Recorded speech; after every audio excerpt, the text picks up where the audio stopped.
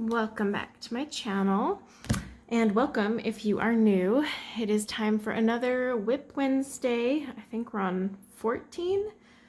14 weeks, yeah. So crazy how fast that goes by, because I swear like last week felt like so much less. But today I am working on Creative Haven Spring Scenes. It's also a Teresa Goodridge. Rarely do I buy a Creative Haven book from another artist. I usually only buy the Teresa Goodridge ones, to be honest. There are a few I've purchased with different artists, but it's rare. So this was part of my April What's in the Bag, and I'm working on this tulip page, which is turning out a lot cuter than I had thought it would. And I not to sound like pessimistic, but I am using my Holbeins today, and I'll be honest, I don't use my Holbeins very much. I have kind of a love-hate with the Holbeins, but also that is because I couldn't really use them back in the day when I first got them, because if I did, to get replacements was kind of a hassle. Now you can get them from Blick Arts, although I find them outrageously overpriced. I actually paid less for my set of $150 on eBay than I would if I bought them from Blick Arts right now. So yeah, there's a whole bunch of controversy over the whole buying Holbeins on eBay back before they were in the US. I am not going to get into that, and hopefully no one in the comments gets into that debate. Let's keep it chill today. But I know there's a bunch in the coloring community over that one. But hey, now they're in the US, and because I can get open stock in the US, I am using them. I'm kind of cringing, though, at the idea of buying these open stock because I cannot believe how much they cost. So yeah, like I said, I got a love-hate with Holbeins. I honestly am not super familiar with them as, you know, I would be with like a Prismacolor, but they do all right. If you don't know Holbeins, I actually planned to do a review. I had been waiting on my review until they were available in the US. Last year, they kept saying they would be in the US in November, and it took a little bit longer, but they are available now, so I can actually do my review and give accurate US pricing. Jackson's Arts also has them in the UK, so if you're in the UK, you can get them through there. But yeah, I do plan to do a review on these, but these are unique because they are oil and wax. Now, every pencil is oil and wax. It's just one is more predominantly oil, you know, or one is more predominantly wax. Like polychromos are predominantly oil. Prismacolors predominantly wax. Holbeins are unique as to where they have more of a balanced, you know, between the oil and wax.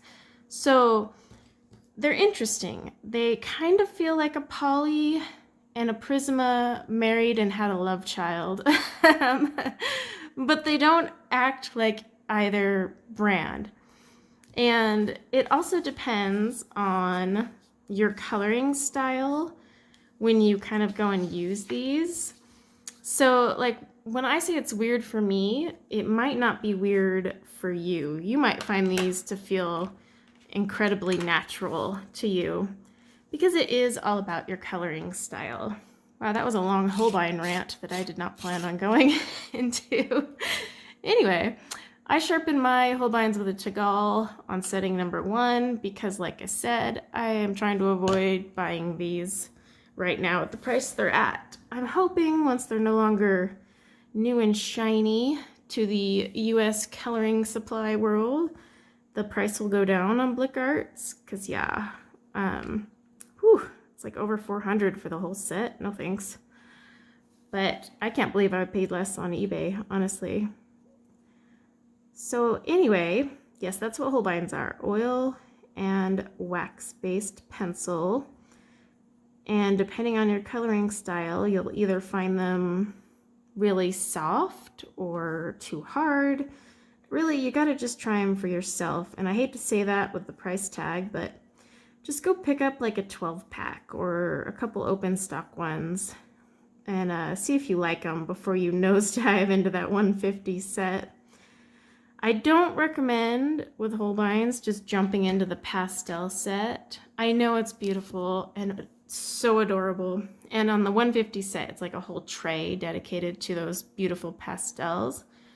But still, I don't go and buy those. You can, it's just there's not a ton to work with there. You're not going to make as much, I guess. Let me show you. Let's see, is that all in frame? Pretty close. Okay. So when you get to the pastel tray, it starts at cream and goes all the way to willow. So as you can see, there are tons of colors and they look so freaking adorable in their case. I'm not gonna lie. But some of them are very similar. Like, look at these greens, how close they all are. You can't really make a gradient from any of that. Then you got like this semi-neon green over here. You got these bluish greens. Some of these blues are really close to one another as well. Same with the purples. You can blend them.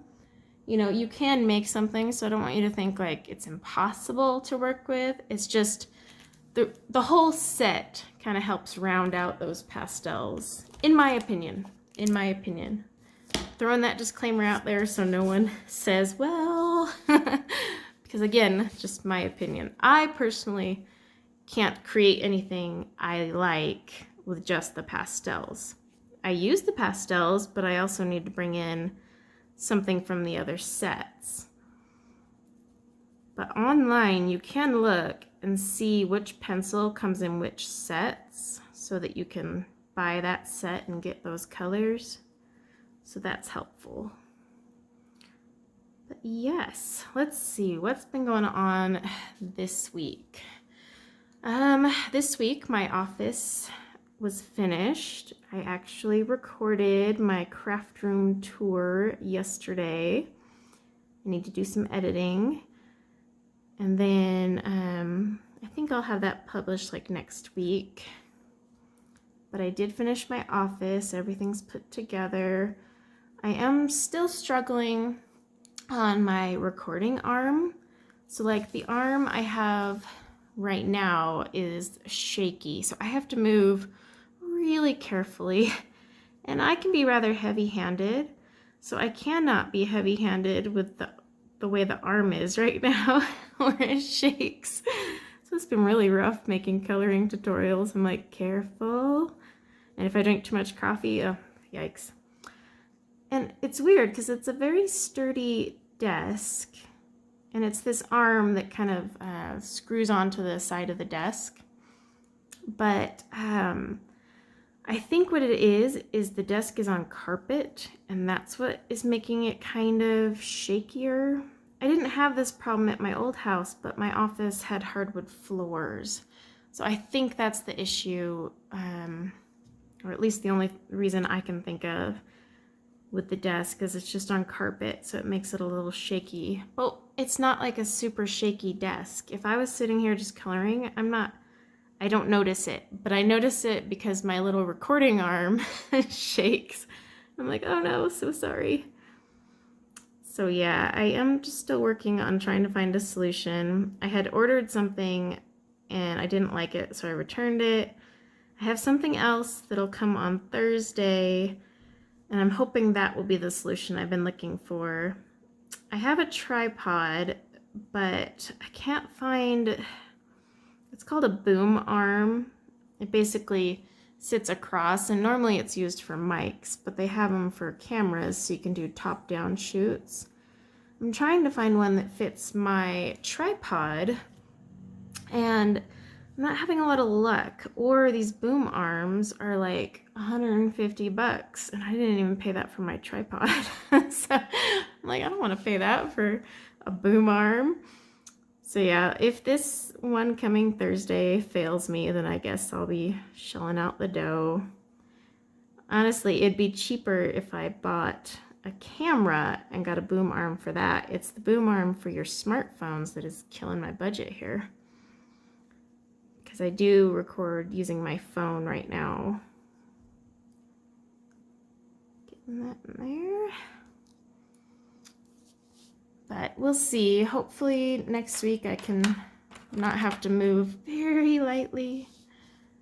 Because I enjoy coloring fast and heavy-handed, so it'd be nice. So yeah, what else is going on? I am recording this super early in the morning before my coffee has kicked in. So I feel like I'm a little off my game today. But with our slow internet, I have to record super early because, you know, my WIP Wednesdays are usually under an hour, but still over 40 minutes. And with our awesome, not awesome internet, it takes hours. I uploaded my 15-minute craft tour yesterday, and it took 6 hours to upload it. It's just getting ridiculous at this point. Our internet provider is sending out a tech tomorrow, and they were trying to blame it on my security system again. And I was like, guys, I don't know how many times I gotta tell you, my security system was installed after the internet, and we've had this issue since the internet was installed. Like literally from day one, I can't even break 10 megabytes per second. And my alarm system is not sucking up all the bandwidth. Like, we just need to drop that theory and move on, because before it was installed, the internet was still crap. So, and the technician that had installed it had told me that I probably wouldn't get 50. I didn't realize by that he meant I would barely break 10 though. And he said like, oh, you just have to keep nagging them and they'll add more satellites or whatever to the tower.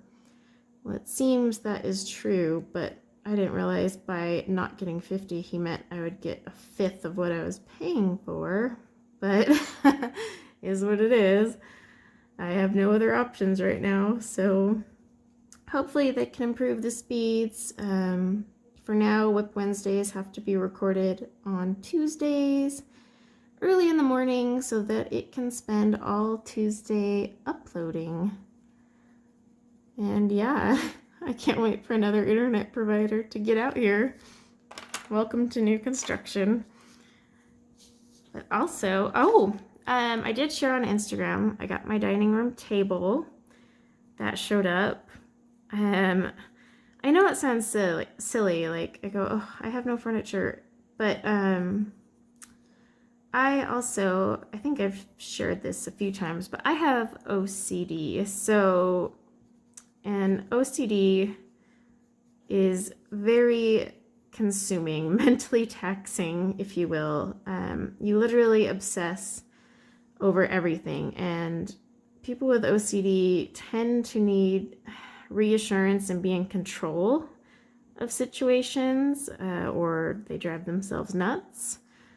So me being completely out of control, having, like, I need a comfort zone. I need my house furnished so I feel like I'm comfortable in a house and not some empty space with boxes everywhere. But that's just because my OCD, you know, I need that. Like, I can't relax, and then I sit and obsess over it constantly. Like, I lose sleep over not having a couch. And I know it sounds ridiculous to those who don't have OCD,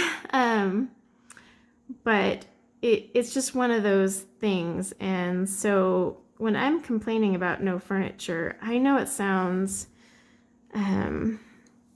pretty lame, for lack of a better word, to some, but it's just how my brain works.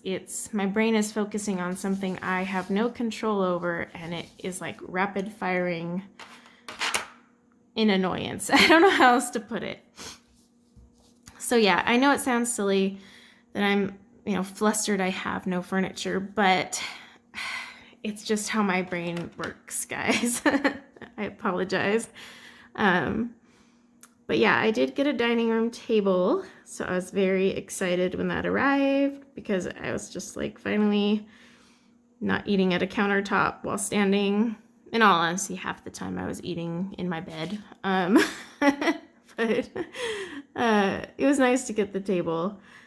And then, so I called Ashley Furniture and just doing a checkup on my furniture delivery, seeing you know, how it goes. Again, my brain just works that way. Like, literally obsess daily over things that need to be done. It's like a to-do list that I can't check off. Oh my gosh, it drives me nuts. So I just called to check in, and the gal had said, oh, your order will be delivered May 2nd.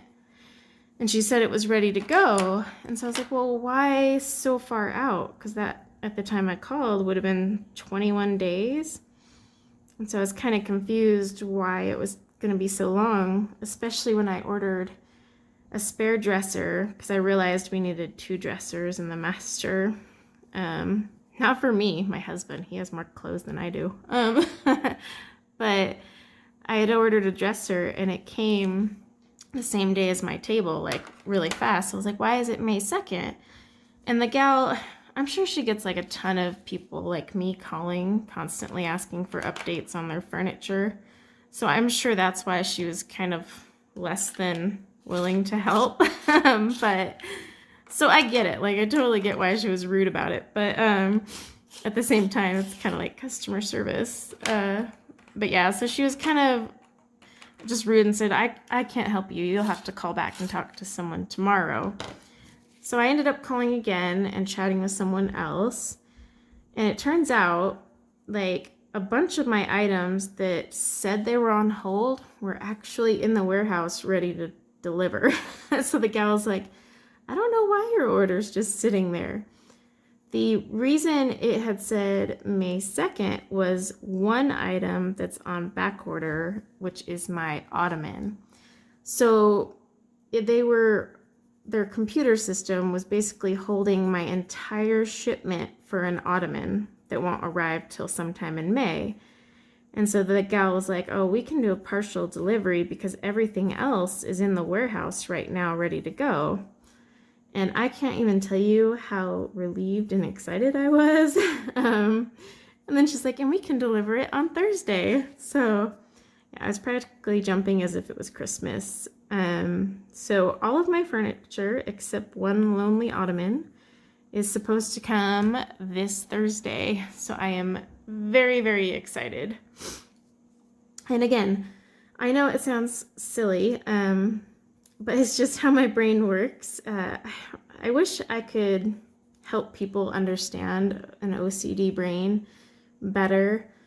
The only way I can kind of put it in context is hamsters running on a wheel. That is my brain constantly. I obsess and stress and continue to obsess over things until I fix it or take care of it. Like, I can't sleep if like I said, there's something on my to-do list that I can't check off.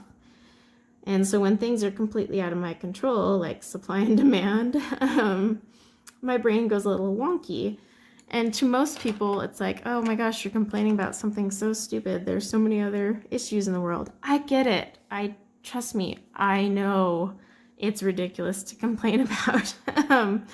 I really do understand that there's way worse things going on in this world than my furniture situation. I'm not selfish or clueless or a jerk like that. It's just my brain.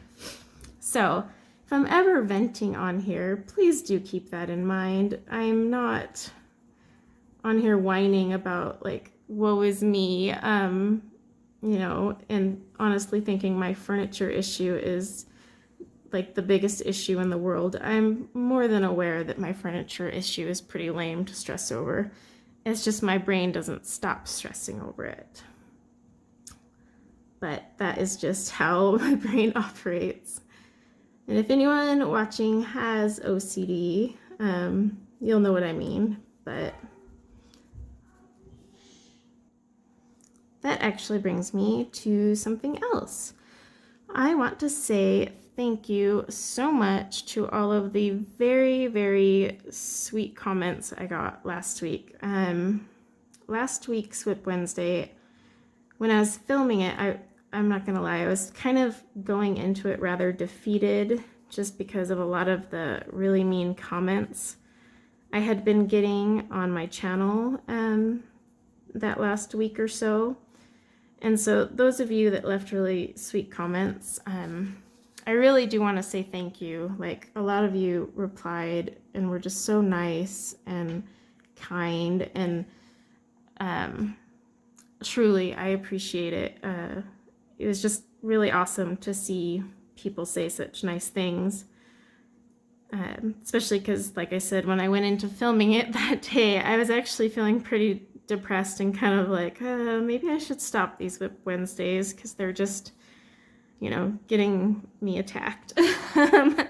And I did notice, like, a lot of the meaner comments I get are people who are not regular watching my WIP Wednesdays.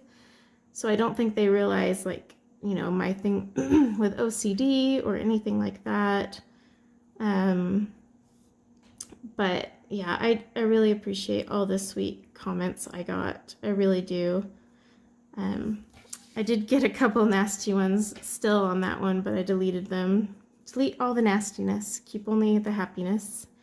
But yeah, thank you for those who are really positive and awesome. And then a few of you, like, privately messaged me on Instagram, and that really did mean a lot. Actually meant a ton, because I felt a lot more confident and better doing today's video. I'm not gonna lie, last week I was practically having a panic attack before recording, and I was like, this is not great. But so yeah, thank you guys for all of that. I do appreciate it, and thank you for saying my hands aren't ugly. It's such a dumb thing for me to, like, fret over, but I don't know why that comment really, like, threw me off. So I was like, are they really? Might be right now. I slammed my finger. I was putting together our outdoor sofa, and, like, it has these little clippy things that hold each section together. And I totally smashed my finger in it. And it was the day I got my nails done. I was like, oh crap. Hopefully I don't snap a nail off and then have ugly nails for the next 2 weeks. But no, I just smacked my nail, and now I have, like, permanent little red spot here. But yeah, oh, and then I did get a question, because, like I said, you guys can always leave me questions in the comments below. I try to put out a post, and I keep forgetting because of how chaotic it's been, but I did get a question about what pencils work on what paper. I think I've answered this question in the past, or I'm not sure. So for that, it's kind of a, oh gosh, I'm all stuttering now. Sorry, because I'm trying to concentrate on coloring slowly so I don't shake the camera. Okay, so what pencils work best on what paper? That was asked by a sub, Rosella. I hope I said that right, Rosella. So that's a hard one to answer. Here's a few reasons why. Okay, take your Holbein, for example. Holbeins, for me, and the reason I emphasize the for me is I have my own coloring style. I have my own pressure I apply to pencils. We're all different. No one applies the exact same amount of pressure or colors the same way. Even if you follow someone's coloring tutorial, you'll still use your own pressure and slight differences. So the reason I say for me is because we're all different. Holbeins, for me, work really well on these Creative Haven books. The paper is kind of smooth. A few of the Creative Havens have a little bit more tooth, but I've used Holbeins on them and they work well. Johanna Basford books, they're okay-ish. Hannah Carlson paper, they've worked pretty well for me on. But if I was to go use my Holbein on Romantic Country, which I think is probably the smoothest paper out there, correct me if I'm wrong, it's ridiculously smooth. But if I were to use those on there, they get this weird crumbly, funky thing going on. I don't even know how to describe it. It's a hot mess is what it is. I can't use these in those books. But I also color dark to light. I tend to use a little more pressure because I'm impatient and not a fan of layering and layering. So that's for me. There could be someone who can use Holbeins in romantic country books. And that's just the Holbein example. Prismacolors. I've been able to use my Prismacolors in just about every, book out there. I can even use them on Create Space paper. Not that I enjoy doing so, but they're just so creamy and smudgy that they work on anything and everything to me. If you are very light-handed and you like to do a lot of layers, you would probably find Prismacolors super obnoxious on Create Space paper because you don't press hard. You would have to do a ton of layers to cover up that tooth of that crummy printer paper. So you might not be able to do that as easily or enjoy it as much, I should say. But like I said, I'm a little heavier handed. So that's one thing to keep in mind. So with that question, I was going to do a video on it down the road because it's going to be a rather extensive video. And the reason I say that is, one, it'll depend on the type of pencil. Are we talking a Holbein? Are we talking a Prismacolor? Are we talking a Crayola? It'll depend on the paper, and there, believe it or not, are tons of different types of paper out there. There's not just like one type of coloring book paper. Think of all the books you have. How close are those papers to one another? Creative Haven. The paper is pretty similar on all the Creative Haven books, but I do have some where they're a little toothier or a little smoother. Hannah Carlson's books, her paper is different than Johanna Basford's books. So you have tons of paper. But then you have, on top of the paper factor and the pencil factor, you have the your style factor. Are you a heavy-handed colorist? Are you more of a blender than a layerer? So there's so many factors that go into what pencils work best on what paper. I could give you kind of a rundown of what works for me, but that's why I have to emphasize the for me, because you can be totally different from me, and I don't want to say, hey, this pencil is guaranteed to work on this paper, and then, you'd be like, hey, I used that pencil on this paper and it didn't work for me. That could be because we have two different coloring styles. Even if you color dark to light like I do, or you're heavy-handed, are you as heavy-handed as I am? Everyone's so unique. So that question is one I've really wanted to make a video about. But as you can see, there's a lot of factors, and I've been contemplating how to fit all those factors in a single video that makes sense and answers the questions, sort of. So yeah. It really comes down to your style and all that. I can tell you what works for me for sure, but even then that would be a really long video of me having to go through every type of pencil and specifically the brand of pencil, because two wax pencils aren't the same. I mean, Castle Art and Prismacolor are two different things entirely. Polychromos and Derwent Lightfast, both oil-based, two totally different pencils. So you kind of see what I mean. I couldn't even say this is great for oil pencils because not all oil pencils are the same either. Gosh, it's such a complicated topic. So, Rosella, I'm so sorry that I just kind of rambled your answer, but it really, honestly, the best way to say it is it depends. Depends on the pencil, depends on your coloring style, depends on the paper itself and all of that. And yeah, it's hard to pinpoint it. I know there's a few videos out there where people kind of go into what they think works best, and definitely watch those, because really you're going to have to watch all of those and in the end decide what works best for you based on your own style. And sometimes you might have to just play around with it, to be honest. Most of the time when I pick a pencil or a medium for a piece of paper, it's because of years of playing with that, paper. I know what pencils work better on that one. Like my Hannah Lynn books. If I want to color in Hannah Lynn straight from the book, and I just have the Amazon ones, not the artist editions. If I wanted to just color straight from the book, I would need my Prismacolors or Black Widows. I've tried my Artezas. I know it works for some people.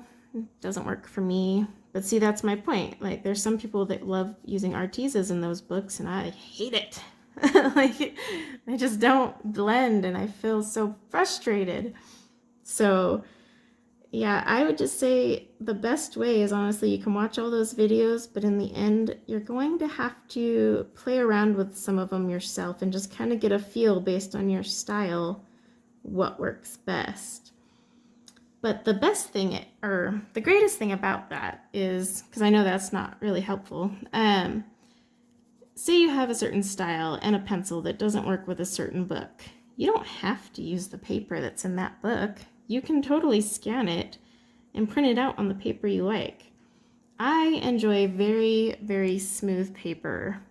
I wouldn't go as far to say I enjoy like as smooth as Romantic Country. That one's a little, even for me, too smooth. But I do like a really smooth cardstock. So if the paper's too toothy or not really for me, I scan and print the picture out on the paper I like. So if I'm not in the mood to press really hard, or I want to try something new with like a Hannah Lynn page, I'll print it out on paper that I enjoy rather than, you know, force that paper to work with me kind of thing. So you always have that option. You're not stuck with the paper that's in those books. The only part that would suck is like if you bought a Hannah Carlson or a Clara Markova book, which costs so much money, and then you're constantly scanning and printing. That would kind of suck. But like with a Hannah Lynn one, I think those books are what, like $8? These Creative Haven ones, I don't even think are over $6. So I wouldn't be crying to shell out some money on cardstock and scan them. But the Creative Haven ones, for as cheap as they are, have pretty good paper. It's not super thick, so it's not like a cardstock. It's a thicker printer paper, I guess is the best way to describe it. But that said, it works really well for me, and I don't actually, you know, find myself scanning it and doing it on paper I like, unless I'm doing a new like water medium. Like, so these are so thin, I wouldn't do like Neocolors or Inktense on them. Unless you're going to be really, really light with the water. If you're going to use any sort of water medium, I personally prefer to scan and print them out on a thicker cardstock. And it's not because the page isn't smooth enough. It's perfect for my style. It's just this will, you know, crinkle up and be kind of a pain with water. Trying to get the... See, I'm moving so slow and lightly because I'm trying not to shake the camera, because I don't know how many of you are actually watching me color or just listen, because I kind of go both ways with like people's, you know, work in progress, color and chat type things. Sometimes I actually watch them color, other times I'm listening to them while I color. So for those who are actually watching, I don't want it to be all shaky, because I could totally see how obnoxious that would be. I'm just trying to create my own wood grain here. See, like I said, I'm really new to Holbeins, so I don't have a ton of experience using them, but I've created like this wood grain, and I'm really digging this one, how that turned out. And I'm trying to make it just slightly different on the bottom because I don't want it to like blend in. I mean, I want it to look like two different pieces of wood, but I'm really enjoying this color combination for this. I did create a short for the leaf color combo. I think it was 4 colors.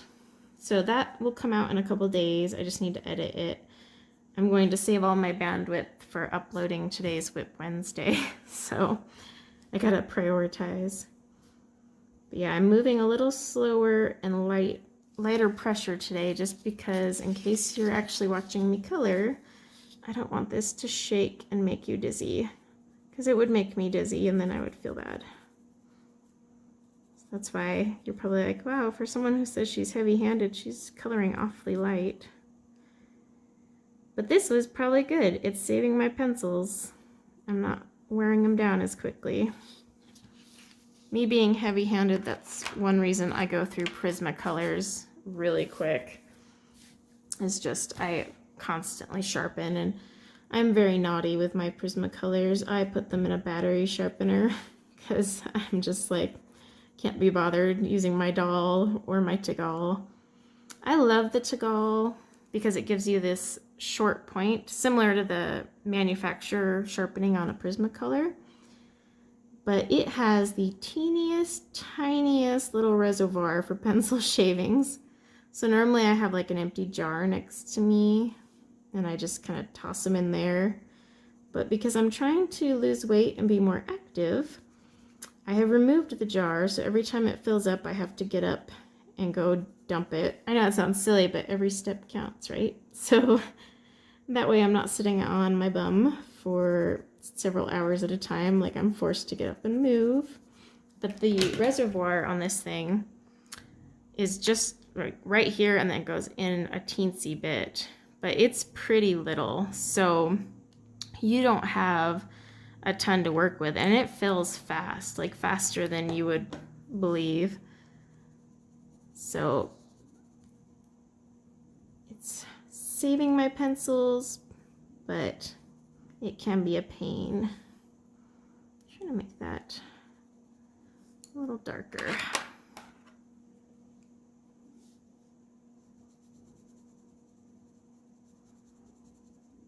I can share this color combo for the wood. Just trying to get this all on here. So yeah, for this wood grain, I am using, hang on a sec, let me get them all out and in order. Okay, so for the wood grain, I am using Sepia 182, Burnt Umber 180, Brown 99 or 099, Beige, that one might not show up on camera. There we go. Beige 173. Some of these are really hard with that gold writing. But the Holbeins do fit in the Tegall. Sometimes if your pencil is just a teensy too large, like my Luminance, I never sharpen in the Tegall. They always get a ring around them. Does anyone else have that with their Tegall and their Luminance pencils? So that's why I don't do it, because it leaves like this ring, and I feel like it's damaging the wood of the pencil. I don't know.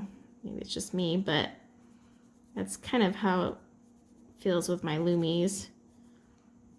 But my Holbeins seem to fit in there just fine. But yeah, as you can see, these aren't as smush-worthy as Prismacolors. Like a Prismacolor, if I wanted to put cream over this, I could put cream over this and you would see that cream really well. It's one thing I love about Prismacolors. It's easily adapted to my coloring style, you know, where I like to go dark to light, because I can still go back in and add my highlights after the fact and it still show up. Whereas with some pencils, you can't do that. You really need to layer it in.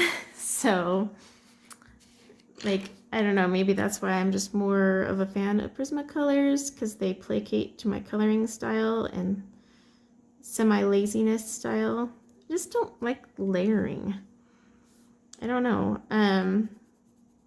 I've tried it and it's just not for me. Like, I've done color alongs with people and I'll, you know, layer with them, but on my own, I don't see the layers. That's why, like, I'll do a color along and I go, oh, okay, I see the layers there. But yeah, with myself, like, I don't see the highlight first when I'm coloring. I see the shadows first. So I can't even picture highlights because I've tried like other people's skin tutorials and they'll start with their highlights and I'm just like, I don't even see that. Like when I'm looking at a blank skin, I see all the shadows and the contours first instead of where the highlights go.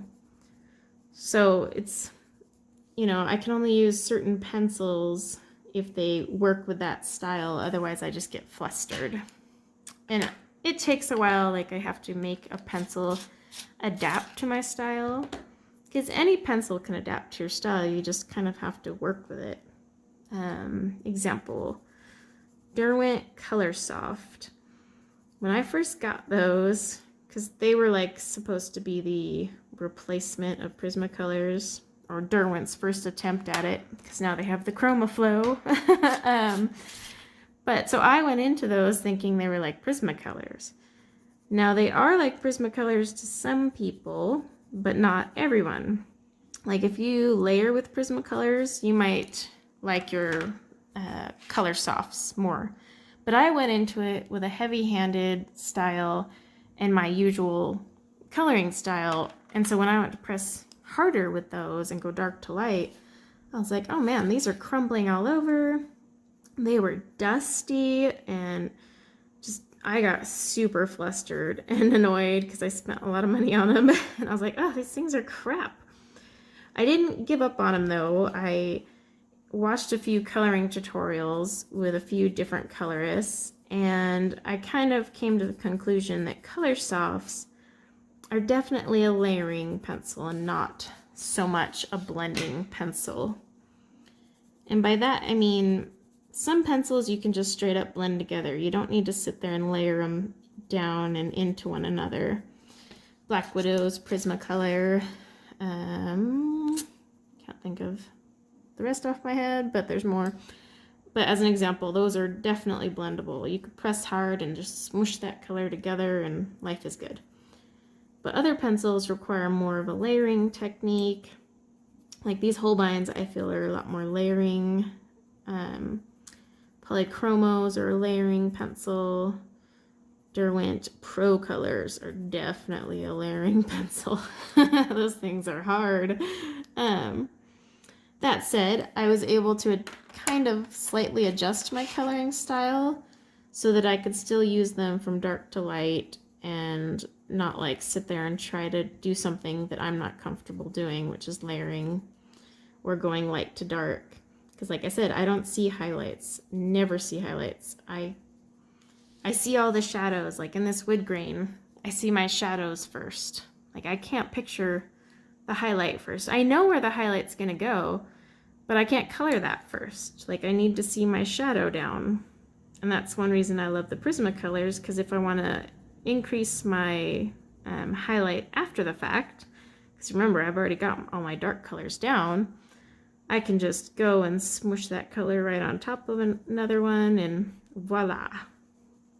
Other brands, I either have to erase a little bit and make room, or, you know, just get a little more creative.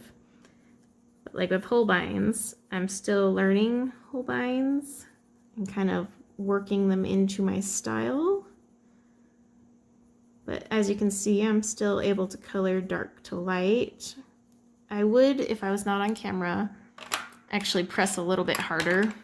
It's just like I said, I don't want this thing to be jostling all around for those who are actually watching me color, because I would get so nauseous. So I can't imagine what other people would get. Yeah, the Holbeins, I'm coming around to them, but I'm still not in love with them. I think they, in my opinion, were like the unicorn of colored pencil land, you know, because we all knew about them. Some of us had them, some of us had seen them, used them, but there wasn't enough of us or an open availability to them for as many of us to just go try them out. And still, like, people can't, I mean, look at that price tag on them right now. Holy moly. So I call it the unicorn because it's like that gorgeous pastel layer, and with a lot of people not having them and using them and not a ton of info on them, you know, you don't see them like used in everyday coloring tutorials because not a ton of people have them. So no one's going to sit there and make tutorials for, you know, wood grain with Holbein. Because how many people have Holbeins that could learn from that? But yeah, with the Holbeins, I'm still learning how to use them. And part of my frustration is, like I said, okay, with Color Soft, I got those and I didn't like them, but I watched a bunch of color alongs and tutorials. Holbein, there's nothing out there to watch. There's like a few color alongs, but there's not a ton because they're that mystical unicorn. So it's like, not a lot of people have like info on them, you know, so I can't learn and play around with them and do a few tutorials to get a feel for them. So instead I'm kind of just doing my own thing, and hopefully we'll eventually get the hang of these things. And I hope it's before I have to buy them open stock. So that's my biggest thing. I'm really hoping that price tag goes down. Please, please don't buy Holbeins at the price they're at right now. I mean, if you want to, go for it, but holy cow. When I first saw them on Blick, I was so excited because I was like, ooh, I can start using these and buy them open stock. And then I saw the price and I was like, never mind. I'm like, well, I'm using them, but I'm like very sparingly, because I wanted to like go, my whole plan was when they released in the US to just sit down like I would with Prismacolors and just use them a ton and become like a Holbein pro. But when I saw that price tag, I was like, well, that idea is going to be on hold for a little bit. Because, yeah, I need that price to come down a smidgy. Like, if I go through a whole pack of Prismacolors, I'm not upset. I can, you know, buy open stock for very cheap, like $1.12 if I buy 12 of the same color from Blick Art. So I can handle that. I can swallow that cost. These ones, I cannot. I mean, I might as well go buy Copics. But maybe when the price goes down, I'll start playing around with these even more and maybe do some tutorials. I did do that short color combo with a leaf, but I'm not going to have a ton on my channel with Holbeins just yet because I know how ridiculously expensive they are. I mean, there's even a lot of colorists who don't have them because they are really high priced. I can't.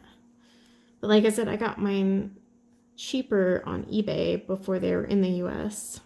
Again, not opening that can of worms because I know there's like a huge nasty debate over that buying them on eBay thing. So don't want to go there. Add this shadow from this pot. And the shadow too. See, I see shadows. Maybe I'm living on the dark side. I did a long time ago do a video on like blending dark to light, light to dark. It's on my channel somewhere. It was, oh gosh, I think one of the first videos I did actually. I should probably redo it. But I did kind of go over like dark to light, and I kind of akined it to Star Wars, you know, you on the dark side or you on the light side. I'm apparently on the dark side. So that means I would have like a red lightsaber, right? They have red? I think that's how it works. I can't remember. I'm not super into Star Wars. My son, if he was sitting here right now, would probably be correcting me. He'll go into the whole lore of Star Wars. I'm like, dude, where do you get all this just after watching a movie? I'm so lost. Add that in. I think we'll call it good. Brush that off. One thing I do like about Holbeins, I will admit, compared to like say Prismacolor is very dusty and crumbly and, you know, infamous for if you brush them away with your hand, the heat of your hand actually smears the wax. So you always have to use a brush, and even then you'll like get dust color everywhere. I will admit, Holbeins aren't very dusty, and even when they are, it doesn't smudge like a Prismacolor. So I'll give them that.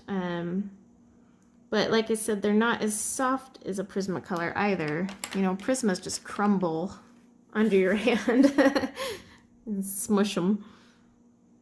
But that is a pro, especially if you hate the Prismacolor dust, because I get, you know, flustered at the Prismacolor dust. I constantly find myself having to erase the dust remnants that have destroyed my page. So I have yet to have to do that with these Holbeins, so that's one thing. But if you do have Holbeins, let me know what you think of them in the comments below. And if you have just the pastel set, or if you have the big set, they have like a ton of sets. You can buy a whole bunch of different sets. They got like 12, 24, and then they also have the breakdown of just the pastels, so it's kind of interesting. But I think we'll call it good right here today. I feel I've rambled on long enough. So I do apologize if I was kind of rambly today. Like I said, I normally record these later in the day, but today I had to jump up, drink my coffee, wait for the sun to shine enough to get natural light, and then dive into this before my brain has fully processed its caffeine or sugar from my breakfast. So hopefully I wasn't just a blubbering moron today, but thank you guys so much for watching. There is one thing I wanted to announce. I'll make a video here soon with the official announcement, but for those of you watching, you get to hear a little sooner. I'm going to start doing giveaways for every 1,000 subscribers earned. So when I hit the 2,000 mark, there will be a giveaway, 3,000, 4,000, etc. I am trying to hit 5,000. That's my goal right now. Obviously not my end game goal. It's just my current short-term goal, I guess we'll call it. And when I hit 5,000, I am going to give away something big. I have yet to decide what, but it will be something really worth it. So just keep your eyes out. I will do an announcement once I've planned it out, but also just an FYI, when I hit 2,000, I do plan to do a giveaway. So definitely keep watching, subscribe, so you're notified when I post videos. That way you can catch an can't talk, giveaway announcement and all that. But thank you guys so much for hanging out with me while I colored a bunch of wood grain and rambled on about everything. And again, thank you so much for the sweet comments last week. I can't even put it into words, to be honest, how appreciative I am. So until next week, take care.